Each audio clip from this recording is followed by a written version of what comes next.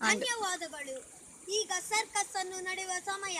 ಈಗ ಭೂಮಿಕನವರು ಬರುತ್ತಿದ್ದಾರೆ ಸರ್ಕಸ್ ಅಲ್ಲಿ.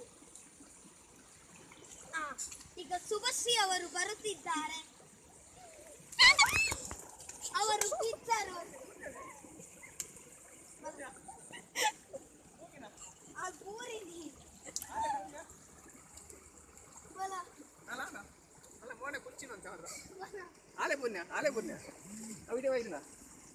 ಇವರು ಸೋತಿದ್ದಾರೆ.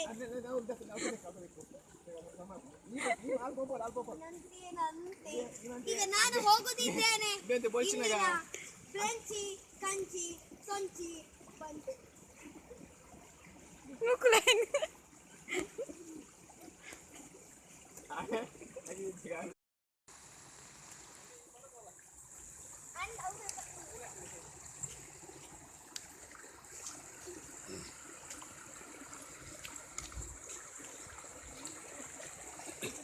ಕಂಡುಹಿಡಿಯಬಹುದು ಎಂದೆಂದು ನಾವು ಕಾಣಬಹುದು.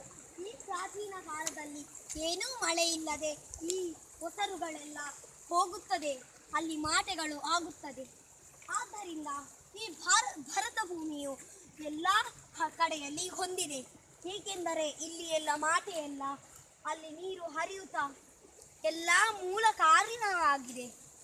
ಅಲ್ಲಿ ನೋಡಿ, ಆ ಕಾಲಿನ ಎಲ್ಲ ಭತ್ತಗಳನ್ನೆಲ್ಲ ತೆಗೆದು ಇಲ್ಲಿ ಹಾಕುತ್ತೇವೆ. ಏಕೆಂದರೆ ಇದನ್ನೆಲ್ಲ ನಾವು ಹಾಕಿದರೆ ನಮಗೆ ಕಲ್ಲಾಂಬು ಸಿಗುತ್ತದೆ. ಕಲ್ಲಾಂಬಿನಿಂದ ನಾವು ತೊಳೆದು ತಿನ್ನಬಹುದು, ಆರೋಗ್ಯಕ್ಕೆ ಹಾನಿಕಾರ. ಅಲ್ಲಿ ನೋಡಿ, ಅಲ್ಲಿ ಹುತ್ತ ಇತ್ತು, ಅದನ್ನು ತೆಗೆದು ಗಿಡ ನಟ್ಟಿವಿ. ಆದ ನಂತರ ಅದು ಗುಡ್ಡೆಯಲ್ಲಿ ಚಿರತೆಗಳು ಕಂಡು ಬರುವುದು.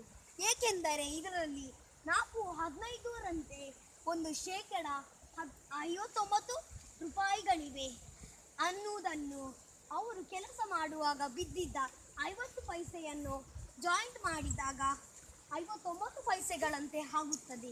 ಆದ್ದರಿಂದ ಇದನ್ನೆಲ್ಲ ನಾವು ಈ ಭತ್ತದ ಕೊಳೆಗಳನ್ನೆಲ್ಲ ನಾವು ಈ ಥರ